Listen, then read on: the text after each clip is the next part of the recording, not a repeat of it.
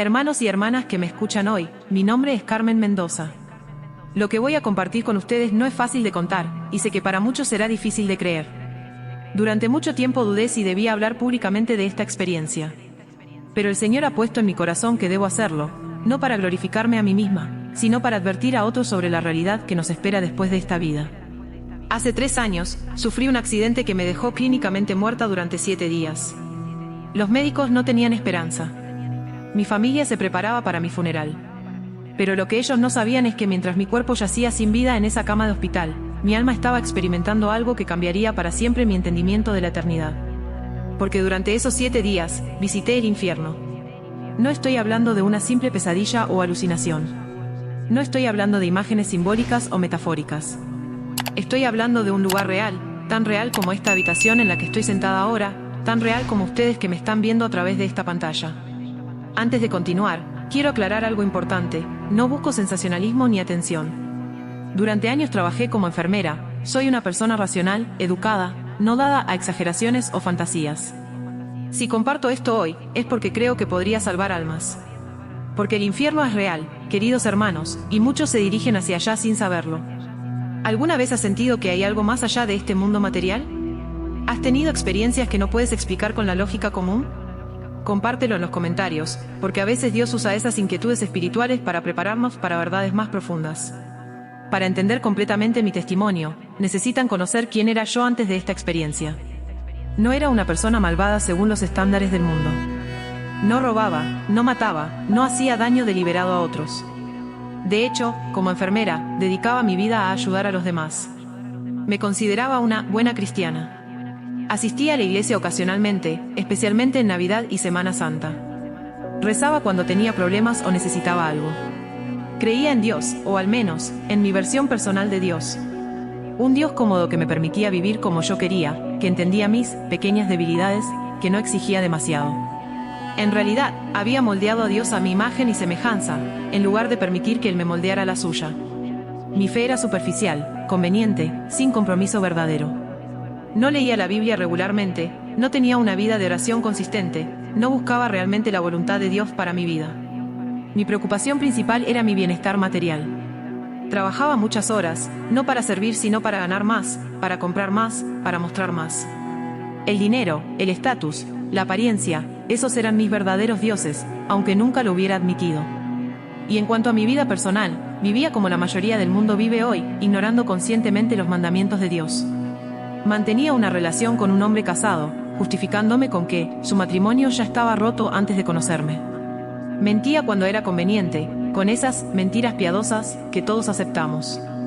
Guardaba rencores, alimentaba envidias, juzgaba a otros mientras excusaba mis propios pecados. Lo más triste es que ni siquiera reconocía la gravedad de mi condición espiritual. Me comparaba con otros y pensaba, al menos no soy como ese o aquella persona. No entendía que no seremos juzgados en comparación con otros, sino según la perfecta ley de Dios. El día del accidente, iba conduciendo a casa después de un turno exhaustivo en el hospital. Estaba cansada, distraída, preocupada por problemas económicos a pesar de ganar bien. No vi el camión que se saltó un semáforo. El impacto fue devastador. Lo último que recuerdo de mi vida terrenal en ese momento fue un dolor indescriptible, luces brillantes, sirenas a lo lejos, y después, oscuridad. ¿Te has preguntado alguna vez si estarías preparado si tu vida terminara hoy inesperadamente? ¿Qué te esperaría del otro lado? Es una reflexión que todos deberíamos hacer, no para vivir con miedo, sino con propósito. Lo primero que experimenté después del accidente fue una sensación de separación. Podía ver mi cuerpo abajo, en la camilla, mientras los paramédicos intentaban reanimarme. Era una sensación extraña, como flotar sobre la escena, observándolo todo pero sin poder interactuar. Vi cuando me llevaron al hospital, cuando los médicos luchaban por salvarme, cuando declararon que había entrado en coma profundo con muy pocas probabilidades de despertar. Vi a mi madre llorar, a mi hermana abrazándola, a amigas del hospital rezando junto a mi cama. Y luego comencé a descender. No fue un descenso inmediato. Al principio era como estar en un limbo oscuro, un vacío donde el tiempo no parecía existir. Pero gradualmente, sentí que me hundía, cada vez más profundo, alejándome de la luz, de la vida, de todo lo que conocía. La temperatura comenzó a aumentar. No era un calor como el que experimentamos en la Tierra. Era opresivo, sofocante, como si cada molécula del aire estuviera en llamas. El aire se volvió pesado, difícil de respirar, cargado con olores que nunca había sentido antes: azufre, putrefacción, carne quemada, y algo más, algo indescriptible que solo puedo llamar el olor de la desesperación. Y entonces comencé a oír los gritos. Hermanos y hermanas, no existen palabras humanas para describir adecuadamente esos gritos. No eran simples expresiones de dolor físico. Eran manifestaciones de una agonía total: cuerpo, mente, alma, una agonía sin esperanza de alivio, sin la posibilidad de desmayarse para escapar del sufrimiento, sin el consuelo de saber que algún día terminará. A medida que descendía, los gritos se hacían más fuertes, más numerosos, una terrible cacofonía de sufrimiento que parecía venir de todas direcciones. Y entre los gritos, escuchaba palabras, súplicas: agua, por favor, solo una gota de agua. Diles que es real, adviérteles. Ya no puedo más, que alguien me ayude. El descenso pareció durar una eternidad, pero finalmente llegué a lo que solo puedo describir como la puerta del infierno. No era una puerta física como las que conocemos, sino una especie de umbral, un punto de no retorno. Y allí, grabadas en lo que parecía roca ardiente, vi palabras que helarían la sangre del más valiente: abandona toda esperanza, tú que entras aquí. En ese momento, por primera vez, sentí un terror completo. Hasta entonces, parte de mí creía que esto era algún tipo de pesadilla, algo de lo que eventualmente despertaría. Pero al cruzar ese umbral, supe con absoluta certeza que esto era real, que estaba sucediendo, y que no había escape. Lo que muchos no entienden es que el infierno no es un lugar donde Satanás reina. Es una prisión donde él mismo será atormentado eternamente. No es un lugar de fiesta para pecadores, como a veces se bromea. Es un lugar de tormento absoluto, preparado para el diablo y sus ángeles, pero donde también irán quienes rechacen la salvación ofrecida por Cristo. ¿Has notado cómo nuestra cultura moderna ha trivializado el concepto del infierno? Lo convertimos en bromas, disfraces de Halloween, expresiones casuales. Reflexiona sobre por qué el enemigo querría que no tomáramos en serio este lugar terrible. Lo que vi al entrar desafía mi capacidad de descripción, pero intentaré transmitirlo lo mejor posible. El infierno no era caótico como suele representarse. Tenía orden, estructura, como una prisión macabramente organizada. Diferentes áreas para diferentes tipos de condenación. Y lo más aterrador, cada alma estaba perfectamente consciente de por qué estaba allí. Cada tormento parecía especialmente diseñado para reflejar los pecados cometidos en vida. La primera región que presencié parecía destinada a quienes habían vivido en idolatría, no solo adoradores de ídolos literales, sino todos aquellos que habían puesto algo por encima de Dios en sus vidas. Vi personas que en la tierra habían adorado el dinero, ahora sumergidas en lo que parecía oro fundido que quemaba pero no consumía. Otros que habían idolatrado la belleza física, ahora deformados pero conscientes de cada aspecto de su fealdad. Vi almas que habían adorado el poder y el control sobre otros, ahora sometidas a humillaciones indescriptibles por parte de entidades demoníacas. Personas que habían hecho de la fama y la admiración su Dios, ahora olvidadas en oscuros rincones, gritando por atención que nunca llegaría. La segunda región contenía a quienes habían vivido en inmoralidad sexual. Almas que habían entregado sus cuerpos a placeres prohibidos, que habían roto votos matrimoniales, que habían corrompido a otros. Sus tormentos eran terribles, y me hicieron entender por qué la Biblia advierte tan seriamente contra estos pecados. Vi con horror a un hombre que reconocí. Había sido pastor de una iglesia grande, respetado, admirado. Pero en secreto había abusado de su posición para aprovecharse de mujeres vulnerables. Ahora estaba rodeado por las almas de quienes había alejado de la fe con su hipocresía, y todas ellas participaban en su tormento. La tercera región me impactó profundamente porque allí vi almas que, como yo, se habían considerado buenas personas e incluso buenas cristianas. Personas que habían conocido la verdad pero la habían diluido, adaptado, ignorado cuando les resultaba incómoda. Personas que habían jugado a la religión sin permitir que transformara realmente sus corazones. Sus gritos eran particularmente desgarradores: yo iba a la iglesia. Yo creía en Dios. Yo daba dinero a los pobres. Pero habían vivido una fe superficial, sin arrepentimiento verdadero, sin rendición completa a Cristo. Entendí entonces la advertencia de Jesús cuando dijo: no todo el que me dice, Señor, Señor, entrará en el reino de los cielos, sino el que hace la voluntad de mi Padre. Estos eran los que habían escuchado la palabra pero no la habían puesto en práctica, construyendo sus vidas sobre arena en lugar de sobre la roca. En la cuarta región vi algo que me heló el alma: niños. No como almas condenadas, sino como parte del tormento de quienes habían abusado de ellos, los habían descuidado, los habían escandalizado o alejado de la fe. Las palabras de Jesús resonaron en mi mente: al que haga tropezar a uno de estos pequeños que creen en mí, mejor le fuera que se le colgara al cuello una piedra de molino y se le arrojara al mar. Vi padres que habían estado tan ocupados acumulando posesiones materiales que habían descuidado la formación espiritual de sus hijos. líderes religiosos que habían utilizado la fe para manipular y abusar, educadores que habían sembrado dudas y cinismo en mentes inocentes, todos confrontados eternamente con el daño que habían causado. ¿Has considerado alguna vez que seremos responsables no solo de nuestras acciones, sino también de nuestra influencia sobre otros, especialmente los más vulnerables? ¿Cómo estás impactando a quienes te rodean, especialmente a los niños en tu vida? Durante mi tiempo en aquel lugar terrible, pude comunicarme con algunas almas. No era comunicación verbal como la conocemos, sino una especie de transmisión directa de pensamientos. Lo que aprendí de estas interacciones me dejó profundamente impactada. Un hombre que había sido empresario exitoso me transmitió su historia. En vida había construido un imperio financiero, admirado por el mundo, pero sus prácticas comerciales habían sido despiadadas, destructivas para familias enteras, basadas en engaños sutiles pero deliberados. Nadie me advirtió que esto era real, decía una y otra vez. Creía que cuando mueres, simplemente dejas de existir. Si hubiera sabido. No era cierto, por supuesto. Le habían advertido. A lo largo de su vida, personas habían intentado hablarle de Cristo, le habían regalado Biblias que nunca abrió, lo habían invitado a servicios religiosos a los que nunca asistió. Había elegido conscientemente ignorar todas las advertencias, enfocado únicamente en su éxito material temporal. Una mujer que había sido médium y practicante de ocultismo me mostró cómo había sido engañada. Ella genuinamente creía estar conectando a las personas con sus seres queridos fallecidos, creía estar canalizando energías positivas y seres de luz. Ahora veía con horror que había sido un instrumento para entidades demoníacas que habían utilizado sus prácticas para alejar a cientos de personas de la verdad, para mantenerlas enredadas en mentiras espirituales. Lo que más me estremeció fue comunicarme con un joven que se había quitado la vida. Contrario a lo que algunos enseñan, no estaba en el infierno por suicidarse. Estaba allí porque había rechazado a Cristo durante toda su vida. Su desesperación ahora era infinitamente peor que la que lo había llevado a acabar con su vida terrenal, pero ya no tenía escape, ni siquiera la muerte misma. En la tierra, el sufrimiento tiene límites, me transmitió. Eventualmente el cuerpo se rinde, la mente se apaga, o la situación cambia. Aquí el sufrimiento es constante, sin pausa, sin esperanza de mejoría. Un hombre que había sido ateo militante me mostró su tormento particular. En vida había usado su inteligencia para ridiculizar la fe, para sembrar dudas en creyentes, para presentar argumentos intelectuales contra la existencia de Dios. Ahora, con pleno conocimiento de la verdad pero demasiado tarde para cambiar su destino, experimentaba lo que describió como una sed insaciable de la presencia de Dios. Conocía ahora a aquel que había negado, pero estaba eternamente separado de él. Entre todas estas almas atormentadas, un estribillo común se repetía: si pudiera regresar, aunque fuera solo por un minuto, para advertir a mis seres queridos.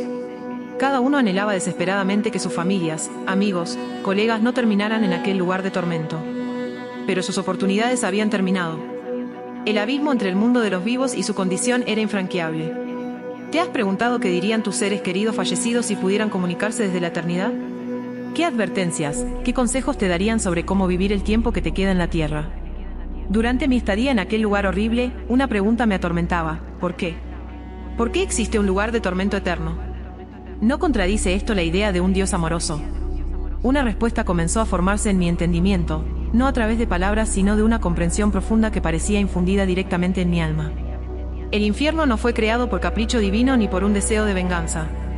Es la consecuencia natural y necesaria de algo más fundamental, el libre albedrío humano. Dios creó seres con capacidad de elección real, no robots programados para obedecer. Y para que esa elección sea genuina, las alternativas deben ser reales. Comprendí que el infierno existe porque el amor existe. Un Dios verdaderamente amoroso respeta nuestras decisiones, incluso cuando esas decisiones nos alejan de Él. Si Dios simplemente anulara las consecuencias de nuestras elecciones, estaría anulando también nuestra capacidad de elegir, nuestra humanidad misma. El infierno es, en esencia, lo que queda cuando un alma rechaza consciente y persistentemente a Dios. No es tanto un lugar al que Dios envía a las personas, sino un estado que las personas eligen al rechazar la única fuente verdadera de amor, paz, alegría y significado. Vi con claridad que cada alma en el infierno había tenido múltiples oportunidades para volverse a Dios. Algunas habían tenido encuentros directos con el Evangelio, habían escuchado el mensaje claramente pero lo habían rechazado. Otras habían percibido la verdad a través de la creación, a través de la conciencia moral inscrita en cada corazón humano, pero habían sofocado esa voz interior. Entendí también por qué el tormento es eterno. No porque Dios sea vengativo, sino porque el carácter formado durante nuestra vida terrenal se cristaliza en la eternidad. Las almas en el infierno no desean realmente a Dios, odian lo que Él representa, aunque anhelen escapar del sufrimiento. Su rechazo a la santidad de Dios continúa incluso en medio de su tormento. Es como alguien que odia la luz pero sufre en la oscuridad.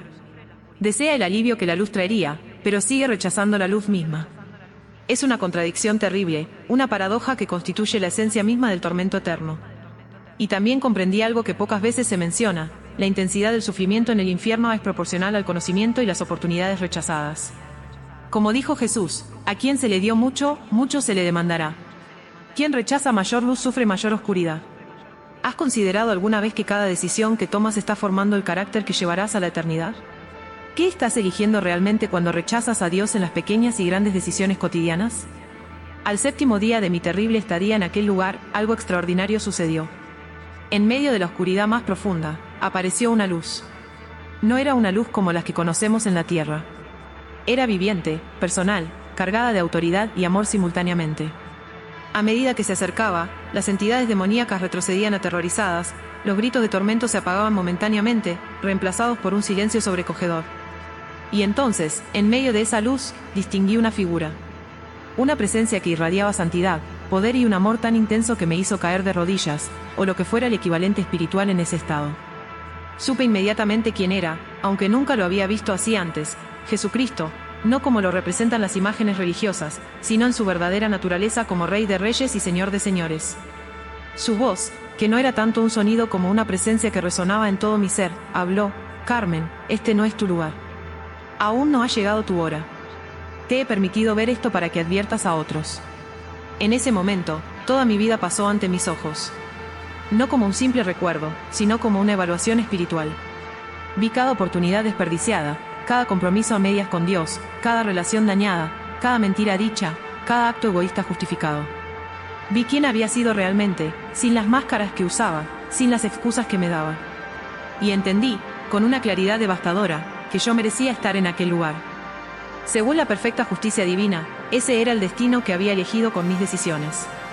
No era Dios quien me condenaba, yo misma me había separado de él una y otra vez. La vergüenza me abrumó. ¿Cómo podía esta presencia santa siquiera acercarse a alguien como yo? ¿Cómo podía esta luz perfecta mirarme sin consumirme por mi impureza? Y entonces experimenté algo que cambiaría para siempre mi entendimiento del Evangelio. Cristo extendió sus manos hacia mí, y vi en ellas las marcas de los clavos, ahora gloriosas. Comprendí que a través de esas heridas, había pagado el precio por cada uno de mis pecados, cada una de mis rebeliones, cada rechazo a su amor. No era que mis pecados no importaran o fueran demasiado pequeños para condenarme. Era que su sacrificio era tan grande, tan completo, que podía cubrir incluso la peor de mis transgresiones si yo lo aceptaba con fe genuina. Me postré ante él, ya no por terror sino por gratitud absoluta, y desde lo más profundo de mi ser clamé: Señor, perdóname. He vivido como si no existieras, como si tu sacrificio no importara. Si me das otra oportunidad, viviré para ti. Mi vida será tuya completamente. Su respuesta no vino en palabras sino en una acción. Me envolvió con su luz, y sentí como cada parte de mi ser era limpiada, restaurada, transformada. Y luego, comencé a ascender, alejándome de aquel lugar de tormento, llevada por una fuerza irresistible hacia la vida.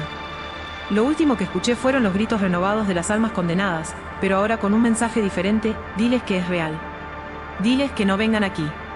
Adviérteles antes de que sea demasiado tarde. ¿Has experimentado personalmente el poder transformador del perdón de Cristo?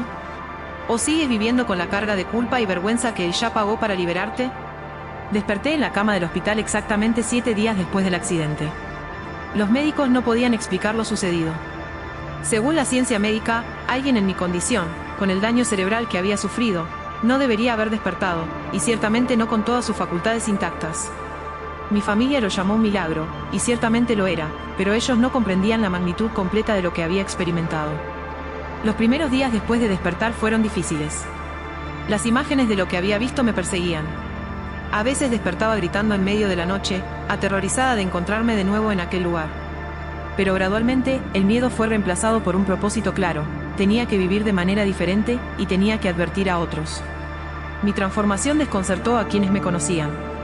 Terminé inmediatamente la relación con el hombre casado, a pesar de sus protestas y promesas de que dejaría a su esposa.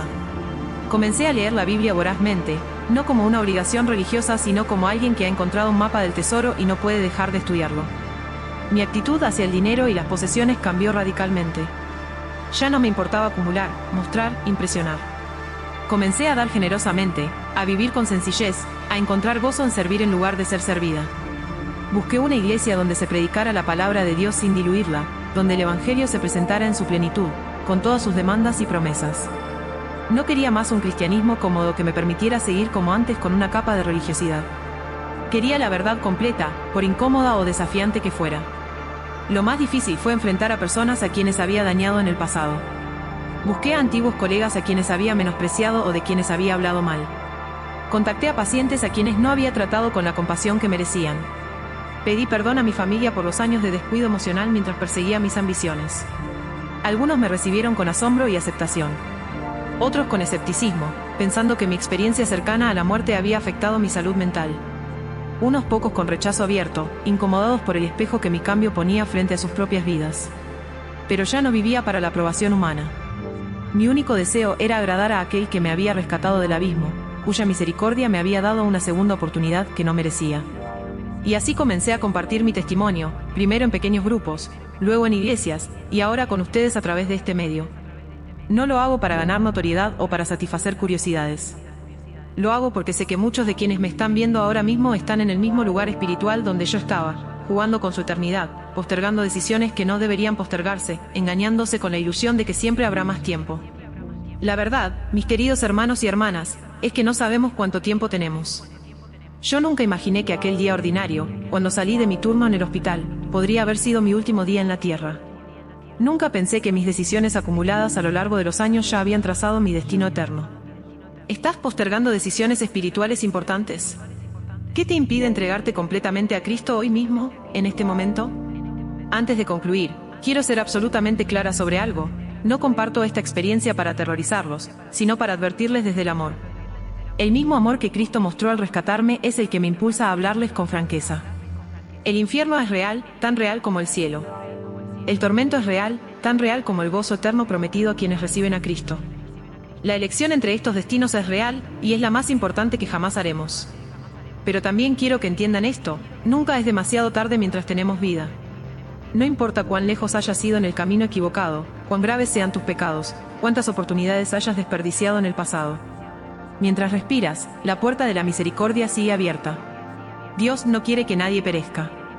La Biblia es clara: el Señor no retarda su promesa, según algunos la tienen por tardanza, sino que es paciente para con todos, no queriendo que ninguno perezca, sino que todos procedan al arrepentimiento. 2 Pedro 3, 9. Cristo no murió para condenarnos sino para salvarnos. Su mayor deseo es que aceptemos el perdón que tan costosamente compró para nosotros en la cruz. No hay pecado demasiado grande, no hay vida demasiado arruinada que su gracia no pueda redimir. Si estás escuchando esto y nunca has entregado tu vida a Cristo, o si te has alejado de Él, o si has estado jugando a la religión sin un compromiso verdadero, te suplico, no esperes más. No arriesgues tu eternidad por un momento más de comodidad temporal, de placer pasajero, de orgullo humano. El arrepentimiento verdadero no es simplemente sentir remordimiento por nuestros errores. Es un cambio completo de dirección, un giro de 180 grados en cómo vemos a Dios, el pecado, y el propósito de nuestra existencia. Es reconocer que hemos vivido como si fuéramos nuestros propios dioses, y decidir entregar el trono de nuestra vida a quien realmente le pertenece. Hagamos una oración juntos. Si deseas recibir a Cristo, o renovar un compromiso que se ha enfriado, repite conmigo desde lo profundo de tu corazón. Señor Jesús, hoy reconozco que eres el Hijo de Dios y el único Salvador. Confieso que he pecado contra ti y he vivido alejado de tu voluntad. Creo que moriste en la cruz por mis pecados y resucitaste al tercer día. Te pido perdón por toda mi vida pasada y te recibo ahora como mi único Señor y Salvador. Toma el control de mi vida, transfórmame con tu Espíritu Santo y ayúdame a vivir para ti de ahora en adelante. Renuncio a todo pecado y compromiso con el mal. Mi vida te pertenece. Gracias por salvarme. Amén. Si has hecho esta oración con sinceridad, algo maravilloso acaba de suceder. La Biblia dice que cuando recibimos a Cristo, pasamos de muerte a vida, de las tinieblas a la luz. Los ángeles en el cielo están celebrando en este momento por tu decisión. Pero este es solo el comienzo de un camino, no el final. Permíteme compartir brevemente los pasos que necesitas dar para crecer en tu nueva vida en Cristo. Primero, busca una iglesia donde se enseñe fielmente la palabra de Dios. No una que solo te haga sentir bien o te prometa prosperidad material, sino una que te desafíe a crecer espiritualmente, a conocer a Dios en profundidad, a vivir en santidad. Segundo, comienza a leer la Biblia diariamente. Si no sabes por dónde empezar, te sugiero el Evangelio de Juan, seguido por los otros evangelios, y luego el resto del Nuevo Testamento. No leas apresuradamente, tómate tiempo para meditar en lo que Dios te está diciendo a través de su palabra. Tercero, desarrolla una vida de oración consistente. La oración no es una fórmula mágica ni un ritual vacío. Es comunión con Dios, es hablar con Él como con un Padre amoroso que está interesado en cada detalle de tu vida. Cuarto, busca la compañía de otros creyentes comprometidos. La fe cristiana no fue diseñada para vivirla en aislamiento. Necesitamos el apoyo, la rendición de cuentas y el estímulo que viene de caminar junto a hermanos y hermanas en la fe. Quinto, comparte tu fe con otros. No necesitas ser un teólogo para hablar de lo que Cristo ha hecho en tu vida. Tu historia personal, tu testimonio, es una herramienta poderosa que Dios puede usar para alcanzar a otros. Hermanos y hermanas, no sé cuánto tiempo me queda en esta tierra. Los médicos dicen que el daño que sufrió mi cuerpo en aquel accidente, aunque no me impide funcionar normalmente ahora, probablemente acortará mi expectativa de vida. Pero eso ya no me asusta. Ya he estado del otro lado. He visto lo que espera a quienes rechazan a Cristo, y por la gracia de Dios, ahora tengo la certeza de que cuando cierre mis ojos por última vez en este mundo, los abriré en la presencia de mi Salvador. Esa certeza no viene de una confianza en mi propia bondad o en mis obras religiosas. Viene de la promesa de Dios, sellada por la sangre de Cristo, garantizada por el testimonio del Espíritu Santo en mi corazón. Y esa misma certeza puede ser tuya hoy.